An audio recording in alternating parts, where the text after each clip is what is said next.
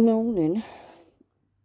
This one isn't too weird, I guess. I was shopping in a large shopping centre with my daughter, and for some reason we're in her underwear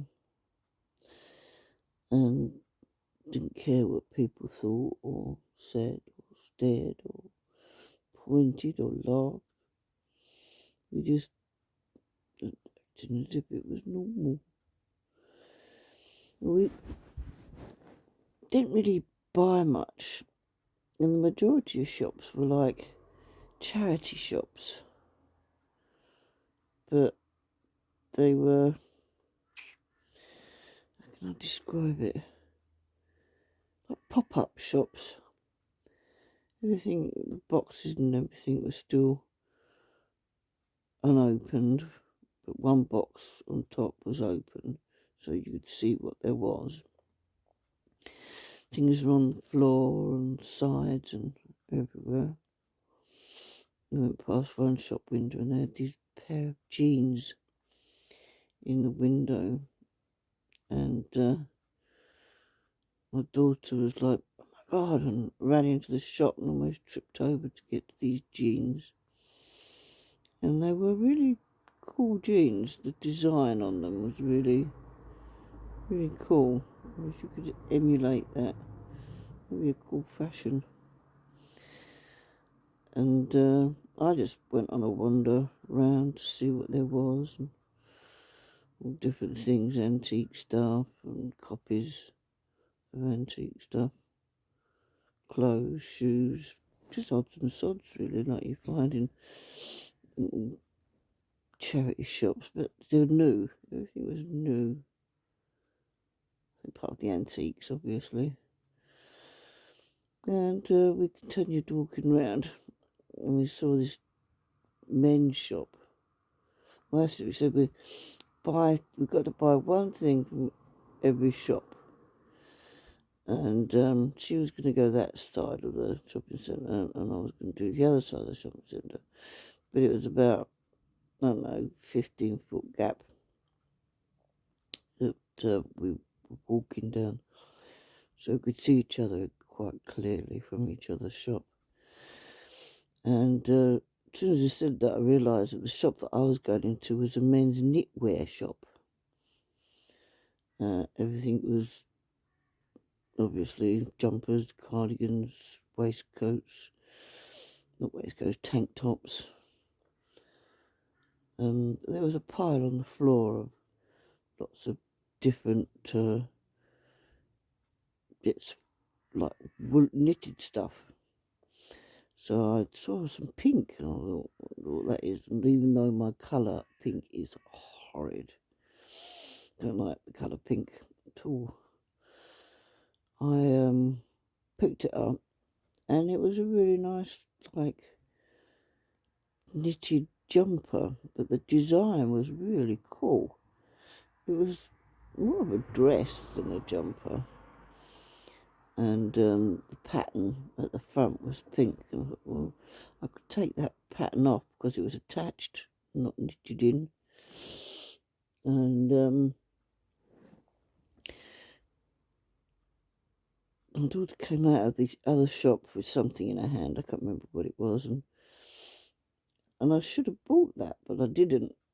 I ended up buying a men's tank top, but it was like extra large, and it was like very good knit, almost like machine knit, because it was almost checkered blue and white checks, and it was large, but it was really small because it fit any size. So I bought that, and it turned into a really nice, like, miniskirt dress. So I didn't feel so exposed anymore. And I was walking on our way home, and I found I was on my own. For some reason, my daughter, or somewhere along the line, I'd lost my daughter. And outside this house was this woman. She had her back to me, blonde hair. And as I got up close, she turned around. It was a girl I used to go to school with. But obviously, she's now in her 60s, same as me. And she went, Nina. Oh, hello. And she said, come in quick, I need your help. So I got inside her house, and it's a really weird shaped house, the way everything's laid out and designed. And she said, look, I've got this book. She said, I really need to sort it out. So she passed me the book, and I had no idea what it was about. It was like ledger, numbers, and, receipts and things like that. So it was something you'd give an accountant to go through. But there's also bits in it, like if it was a diary of some kind. And she was telling me about her life and her kids. And she said, and there's, God, this bit weird. She said that I don't know what to do. Someone keeps leaving their nappy in my sink. So I said, well, is it your children? She said, no, they're all old. I said, what about your grandchildren? She said, no, nobody, I haven't got any grandchildren. Who would be doing that? And I went, well, that's very weird. And I said, well, what about your neighbours' kids? Do they come in? And it's like, sometimes. I said, well, how old are they? She said, like 13, 14. I said, have they got siblings that are really young? And she said, no, there's no one, no. I said, well, that is weird. And I went upstairs and I looked in the bath, and there was a nappy. And very strange. We went downstairs, and there was a door, and she said, what do we do? No, she said, oh, don't worry about what's in there. I said, I wasn't really. And she looked quite perplexed that I wasn't interested in what was beyond that door. So she said, all right, you can see in there. And she opened the door, and it's my mum and dad. And my dad was sitting up. My mum was sitting opposite him in like armchairs. And I can't remember the conversation we had. Because they're both dead. And before they were dead, they were both estranged from me. So I had nothing to say to them. And then we went out the door, closed the door, and then we went upstairs and started talking about her house. There's a lot of plants, weird looking plants. And I was standing there talking to her, and as I went to move away, my foot was attached to one of the plants, and it had like a sucker on its foot, and it was weird. It's like it stuck a spike in you, like a tick, I suppose. And then you try to pull it off. The suck, just like the pin needle tongue came out, but it was attached with like really tough, like gel, like glue of some kind, and it really hurt to pull it off. And I noticed there were two more on the other foot, and I could pull them off as well. And she said, I don't know what they are. She said, I had given to me.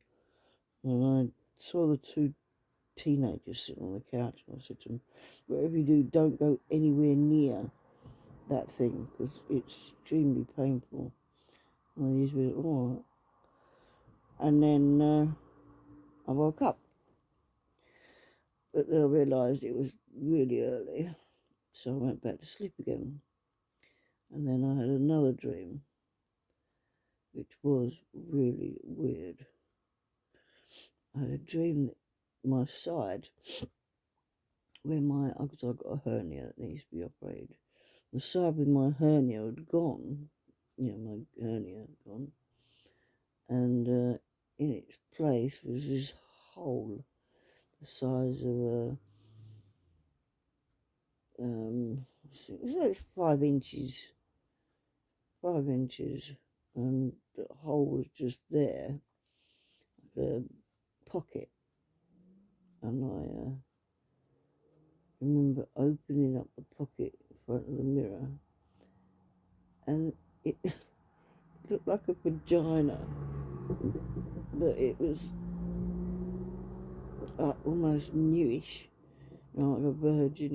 It was just, no scars from childbirth, no hair. It was just this child's vagina, and it was moving. And then I looked at it and I went to touch it, and it was two tubes making this design of a vagina, and it slipped back inside two holes at the back. Well, I was proper freaked out. And I found the doctors, and they said, yeah, they'd be expecting me. So I went into the doctors, and they said, look, we need to do some tests and things. And they weren't tests, they were like walking round, talking, not really saying anything at all. And I kept saying, what's going on? What's going on? What are these two tubes? Why is it like this? And they weren't talking to me, they were just walking backwards and forwards and whispering each other's ear and walking round and round me. And before I could find out anything what was going on, I woke up. So 2 dreams for the price of 1 today, and quite long, quite but this is my dream diary, which I'm sharing with you all. So if you want to be notified next time I have a dream, because I don't dream every night. Well, actually, I do dream every night, but sometimes I go back to sleep and forget it. And sometimes I get up and do something to knock on the door and I forget it. But this one I'm still in bed, half asleep, telling you this one. Well, like, subscribe, all those buttons, as my daughter says, press those little tiny buttons. Thanks for listening. Bye.